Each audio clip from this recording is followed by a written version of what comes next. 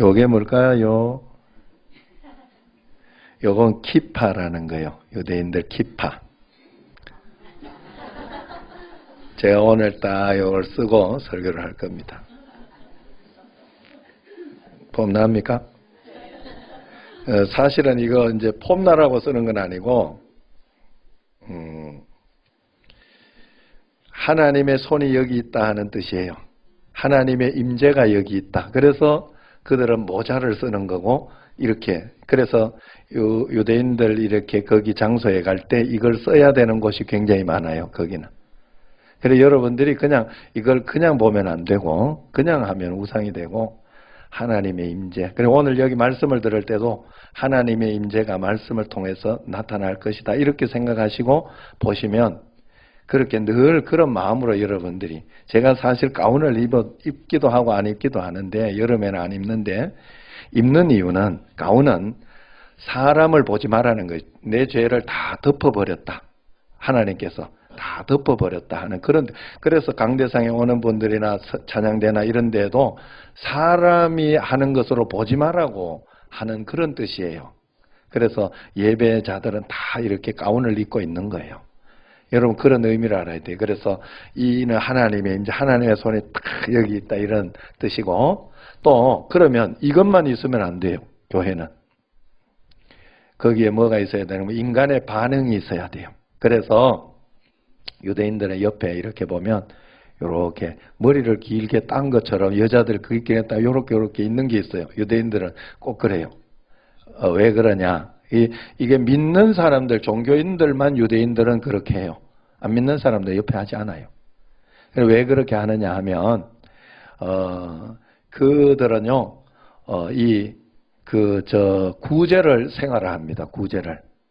그런데 그들이 이렇게 구제를 하기 때문에, 벼를 거두거나, 나락을 거두거나, 콩을 거두거나, 뭐 이렇게, 이제 밭에서 이렇게 뭘 하면 양 기퉁이에, 전부 기퉁이에 남겨놔요.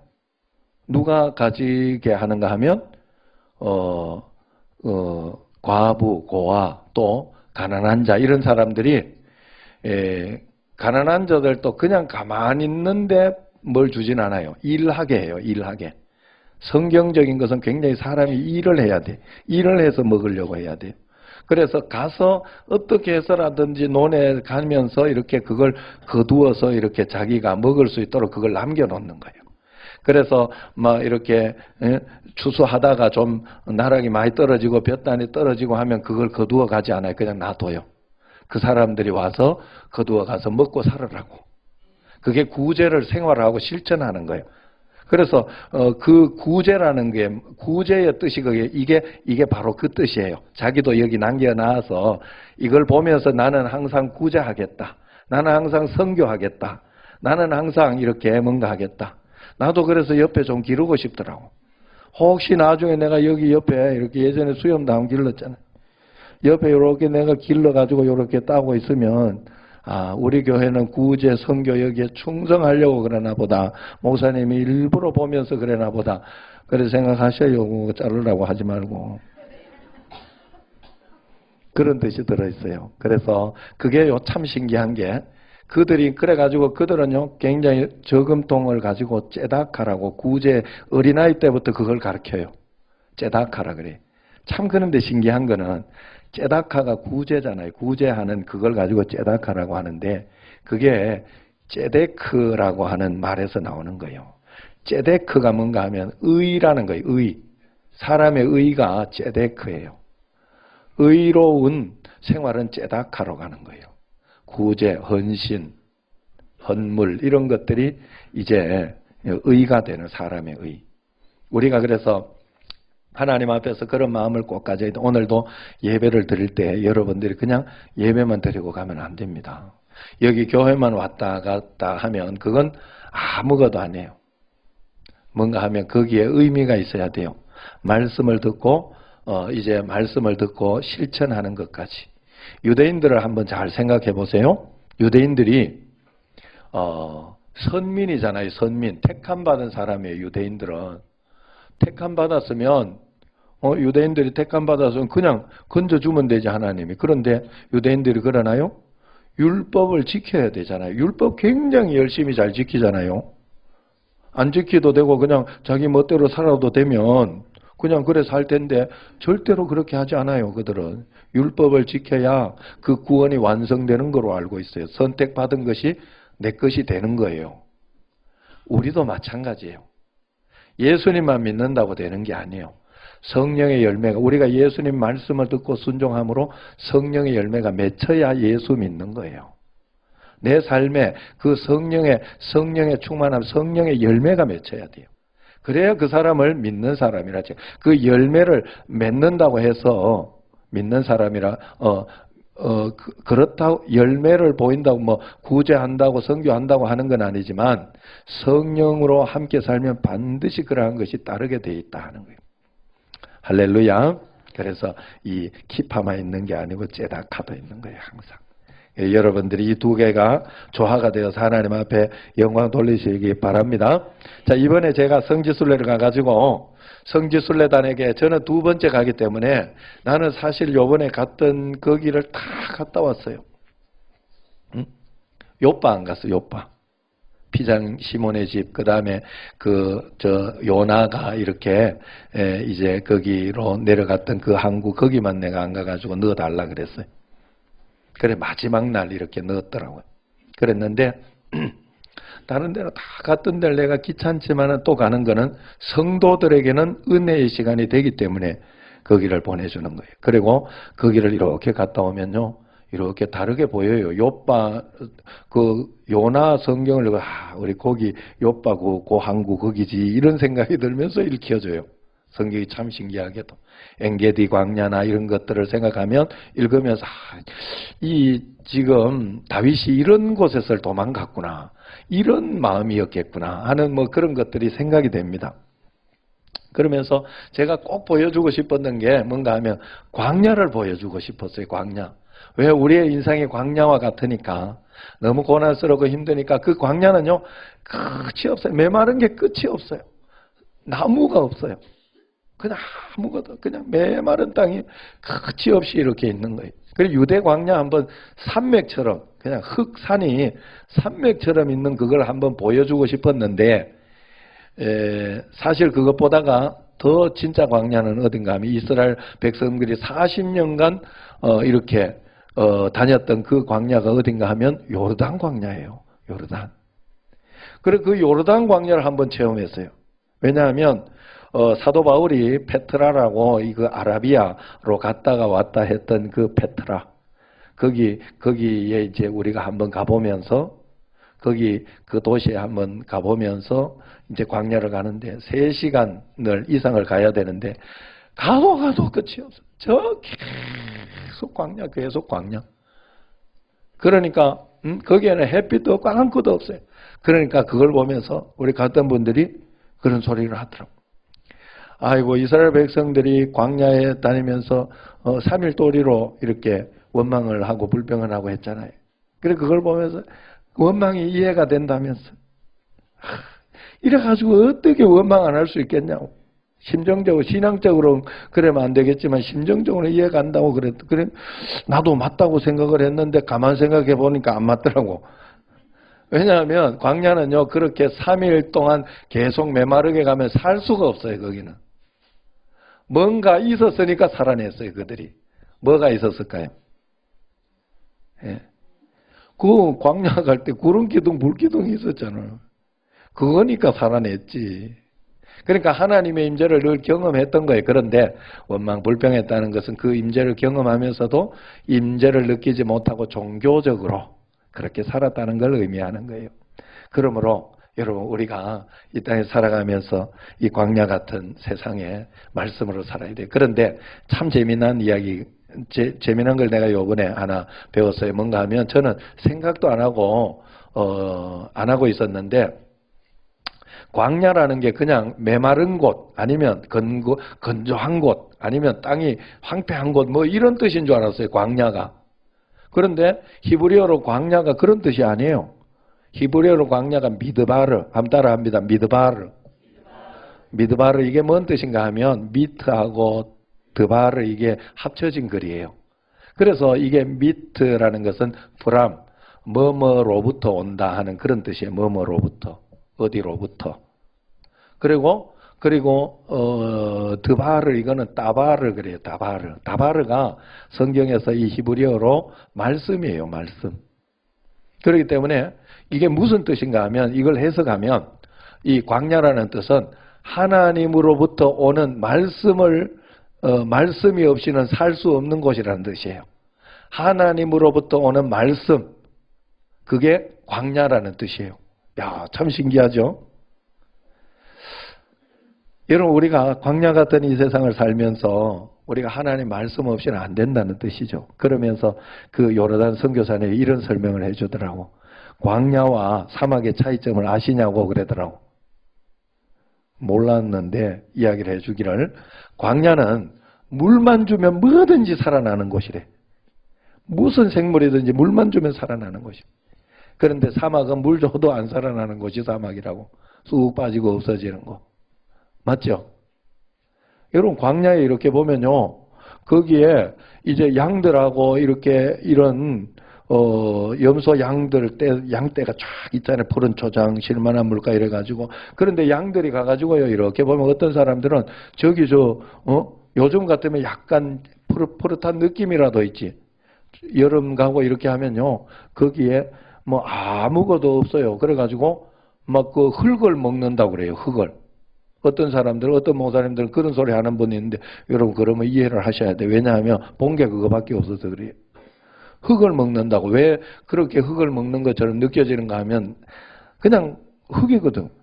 그런데 그 속에 뭐가 있는가 하면 조그마한 그 풀이 있어요. 풀. 그걸 뜯어먹는 거예요. 그 풀. 그 풀이 언제 나느냐? 언제 나느냐? 새벽 이슬을 먹고 나는 거예요. 저녁과 기온차가 있기 때문에 새벽에 이슬이 있어요. 그 이슬 때문에 그 풀이 조금씩 늘 난대요. 그래, 그걸 뜯어먹는 거라고 그래요. 광야는 물만 있으면 뭔가 살아나는 곳이에요. 그래서 거기도 비가 한번 쫙 오고 하면 파란 게 이렇게 나타나잖아요. 그런 거 볼 수 있거든요.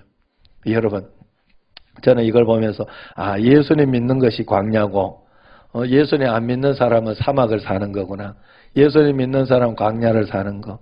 광야에서 예수님 믿는 사람은 말씀을 받고 하나님의 은혜를 받음으로 매일매일 살아내는 것이고, 세상 사람들은 말씀도 없고 은혜도 없으니까 그냥 이를 악물고 사는 거지. 세상 깡다구로 사는 거지. 안 그래요? 여러분, 예수님 믿고 있어도 얼마나 문제와 어려움이 많이 생깁니까? 얼마나 고난과 환난이 많아요. 야, 내가 지금까지 은혜도 많이 받고 성령도 충만했는데 왜 이렇게 문제가 많지? 그래도 문제가 많아요. 왜? 광야니까 그런 거예요. 광야니까. 그리고 문제를 이겨내는 믿음도 예전에 이 정도 믿었으면 그냥 믿을 때 또 역사가 일어나고 이렇게 단번에 이렇게 믿어지고 해야 되는데 또 문제가 있으면 안 믿어지고 하면 왜 그럴까? 초등학교 문제가 다르고 중학교 문제가 다르고 고등학교 문제 다른 것처럼 내게 닥치는, 내가 성숙한 만큼 내게 닥치는 문제가 다른 거예요. 그만큼 큰 거예요. 예? 초등학생은 막 그 인생에 대해서 걱정 안 하거든요. 그러니까 믿음이 커지는 만큼 내 인생의 그 무게도 크게 와서 그런 거예요. 그렇기 때문에 여러분은 언제나 말씀에 목숨을 걸어야 돼요. 믿는다는 것은 말씀과 함께 있는 그 무엇이라는 걸 알아야 돼요. 광야를 산다는 것은 하나님의 말씀을 붙잡고 사는 그 무엇인가를 여러분들이 꼭 알아야 돼요. 오늘도 하나님은 내게 어떤 말씀을 하고 있는가? 이 상황에 대해서 무엇이라고 말씀하고 있는가? 내가 지금 말씀대로 살아가고 있는 건 맞는가? 이걸 고민하면서 하루하루 살아낸다면 우리는 잘 사는 겁니다. 오늘 말씀을 보면 예수님이 오시고 난 뒤에 사역을 시작하면서 예수님께서 이렇게 이야기하면 요한복음 4장 34절에 보면 이렇게 이야기해요. 예수께서 이르시되 나의 양식은 나를 보내신 이의 뜻을 행하며 그의 일을 온전히 이루는 이것이니라 그랬어요.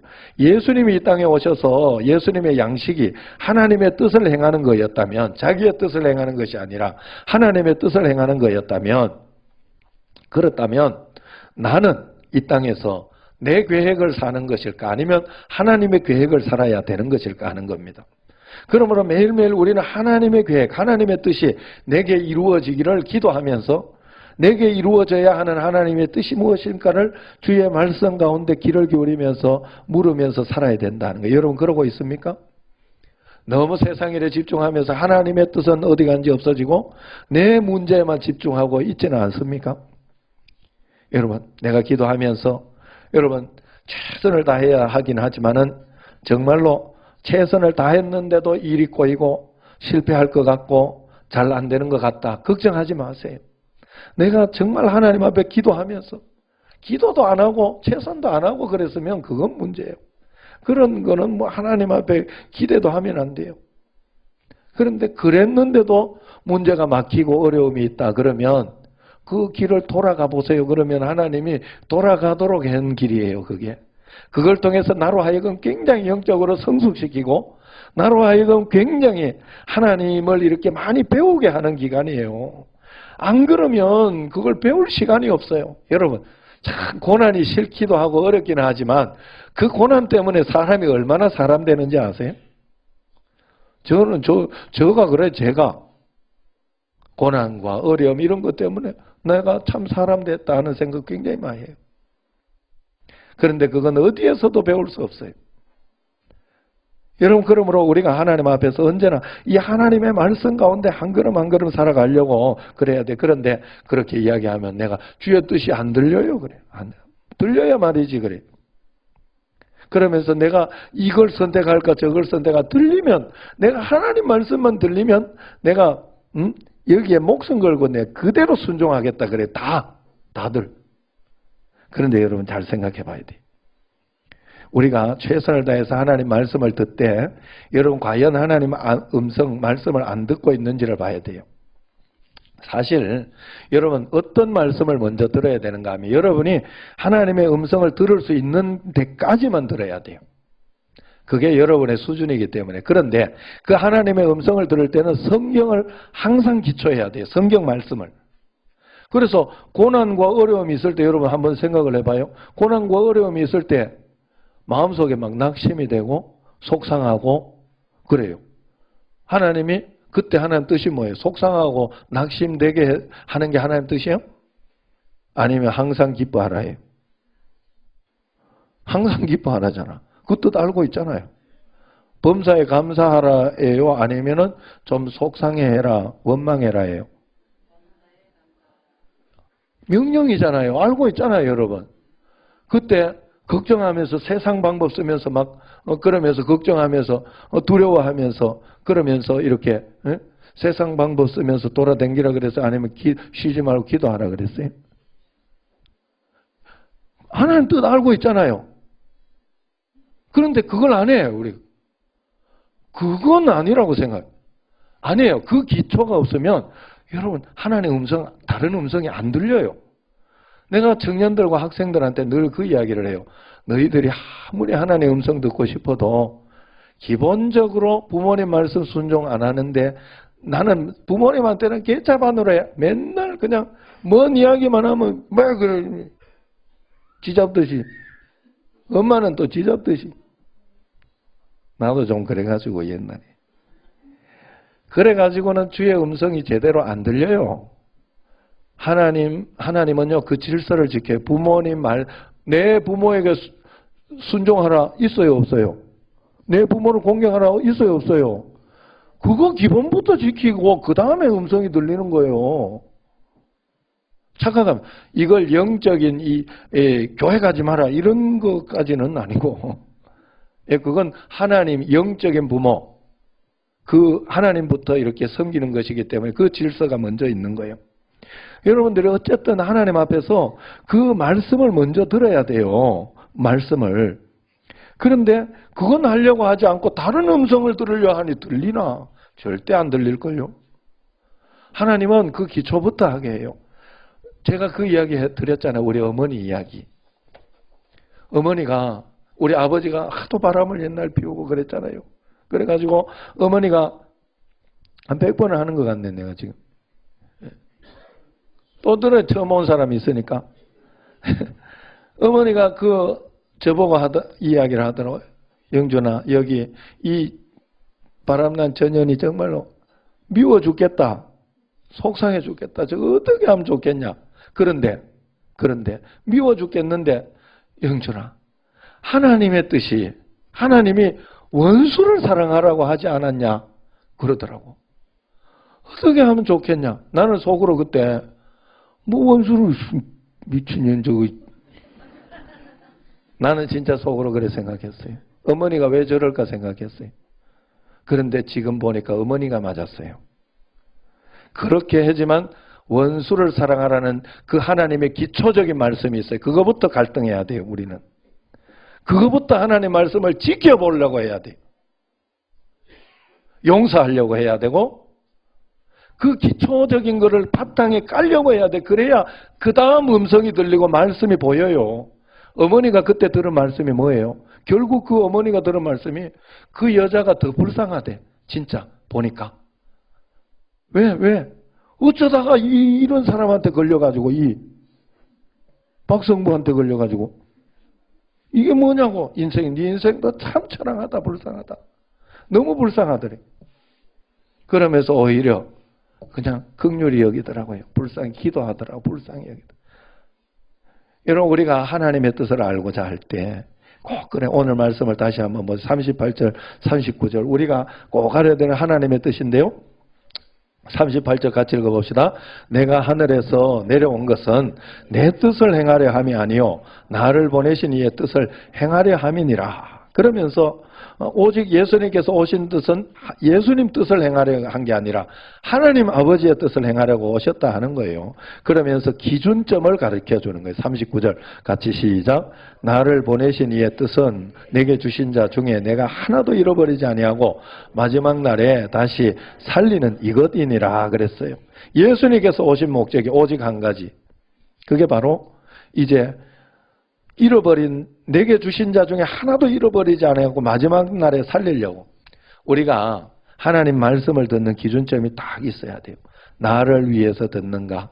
주의 음성으로 들으려고 하는가? 그러려 주의 음성으로 들으려고 하면 복음 전파에 초점이 맞춰져 있어야 돼요. 생명 살리는 데 초점이 여러분들이 꼭 맞춰 있어야 돼요. 그럴 때 하나님께서 우리의 삶을 온전하게 이끌어 가셔요. 그래서 거기에 초점이 맞춰 있으면 하나님은 물질도 주시고 건강도 주시고, 물질 안 주면 안 하면 돼요. 안 주는데 뭐 그렇게 무리하게 할 필요 없어요.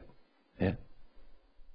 하나님 앞에서는 단순해요. 내가 복음에 초점이 맞춰져 있으면 그런 거예요. 제가 어느 날 그런 생각, 여러분 저도 이렇게 제가 목회를 하니까 저는 목회적인 사업에 어떤 그런 마음이 있는 거예요. 사람들, 목사들이 대부분 이 마음이 있어요.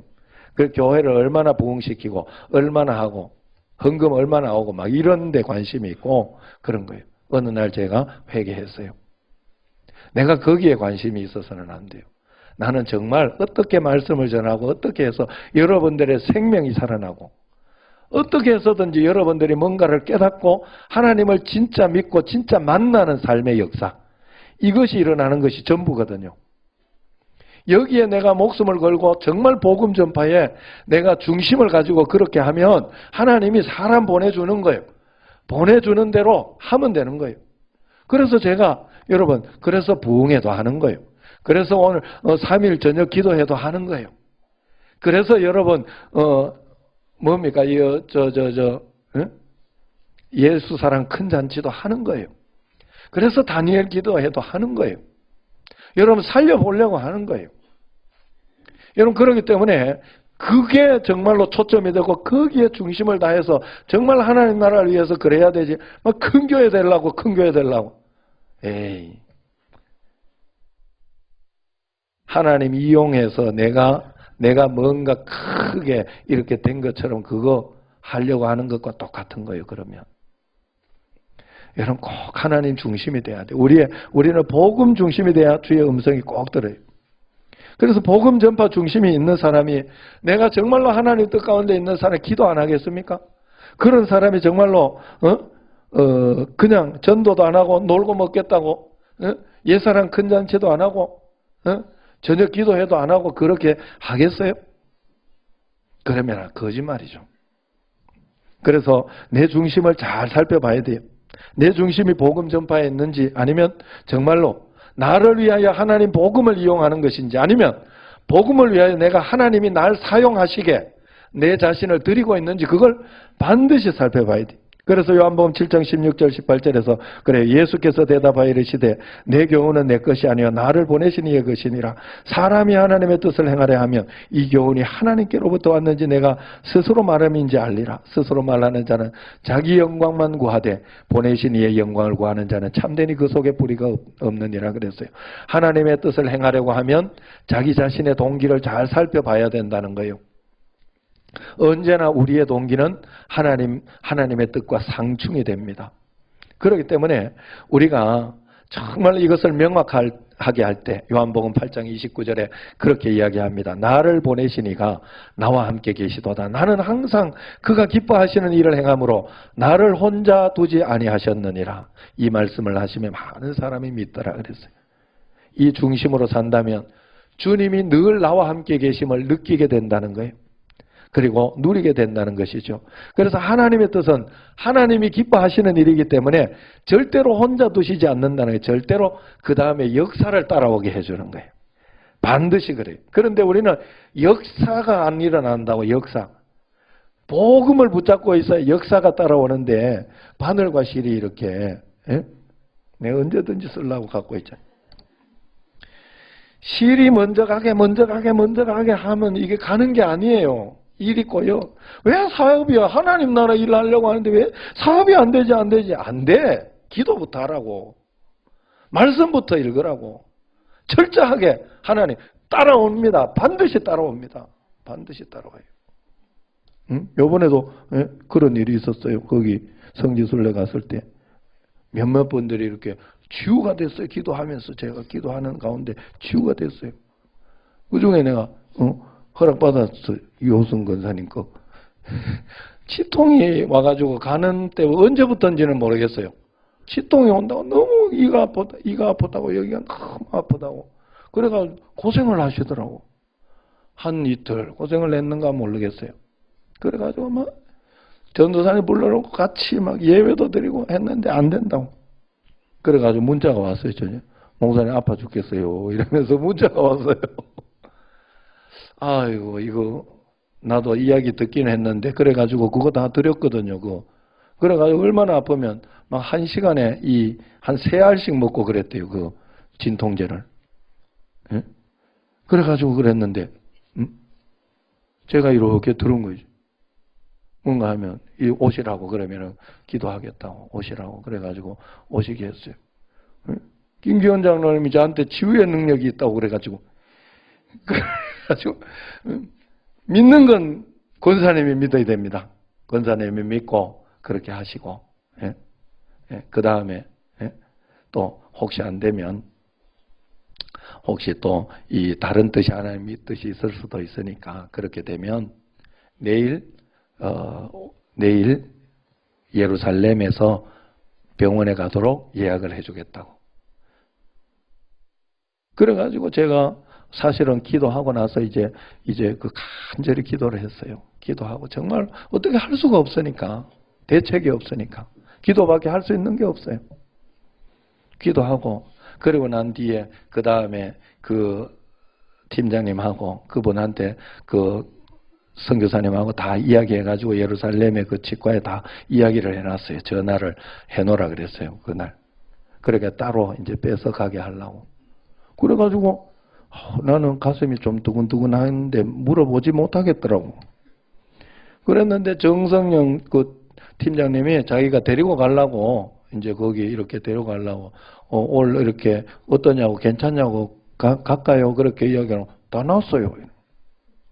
할렐루야. 이때 박수 한번 치는 건데 이게 참 심해. 네, 그래서 참 하나님이 역사하셨구나. 하나님이 역사하셨구나. 왜냐하면 그래서 내가 형님한테 이 간증들 뭐 거기만 있는 게 아니고 저 또 우리 윤성은 장로님 또 우리 뭐 이런 분들이 이렇게 또 간증이 있어요. 그래가지고 형님한테 내가 이야기를 했더니 그거 가서 기도 많이 해줘야 돼 너. 왜냐하면 그런 데는 대책이 없기 때문에 역사가 많이 일어나 이러더라고. 맞아요. 이게 그 말이 맞아. 그래 하나님 앞에서 하나님께서 이렇게 은혜를 주고 그래 하나님이 해주시면 그냥 받으면 되고 아니면 아닌 대로 또 내가 할 수 있는 최선의 일을 하면 돼요. 그게 다인 줄로 꼭 믿으시기를 바랍니다. 여러분 내가 간증 하나 더 있는데 그거 다 하면 설교 길어질 것 같아서 마치겠습니다. 여러분 이 땅은 광야와 같아요. 광야는 하나님 없이는 단 하루도 살 수 없는 곳이에요. 내가 생각지 못했던 고난과 고통이 너무 많은 곳이에요. 그러므로 우리는 꼭 하나님과 동행해야 됩니다. 우리가 하나님과 동행하려면 오직 말씀 붙잡고 말씀을 순종함으로 동행할 수 있어요. 동행은 그렇게 하는 거예요. 주님이 내 안에 살고 내가 주님 안에 살도록 해야 됩니다. 그것이 동행하는 거예요. 내가 주 안에 산다는 것은 일단 내가 하나님 약속의 말씀을 꼭 붙잡는 거예요. 고통이 있을 때 항상 기뻐하라 했나? 쉬지 말고 기도하라 했나? 그 말씀부터 붙잡아야 돼요. 그리고 여러분 어렵고 답답하고 힘들 때 막 불안하고 걱정되잖아요. 그럴 때 성경에 뭐라고 이야기해요? 성경에서 두려워하지 마라, 걱정하지 마라. 그 말씀 붙잡으라고. 그게 내가 주님 안에 있는 거예요. 내가 주님 안에. 말씀을 붙잡는 게 내가 주님 안으로 들어가는 거예요. 말씀을 잡아야 돼. 번성하고 내가 망해가지고 망할 것 같고 내가 실패할 것 같고 사업이 안 될 것 같고 그래도 하나님의 약속이 뭐예요? 복 주고 복 주며 번성하게 하고 번성하게 하리라 약속 아닙니까? 성경에 있는 거잖아요.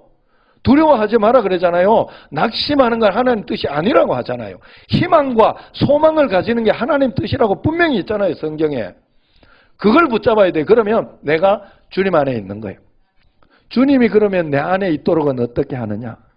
주님이 내 안에 있도록 하는 것은 내가 그 잡은 말씀대로 두려워하지 않고 살아가는 거, 용기 내고 살아가는 거, 그 다음에 하나님 말씀 들은 대로 하나하나 실천해 보는 거.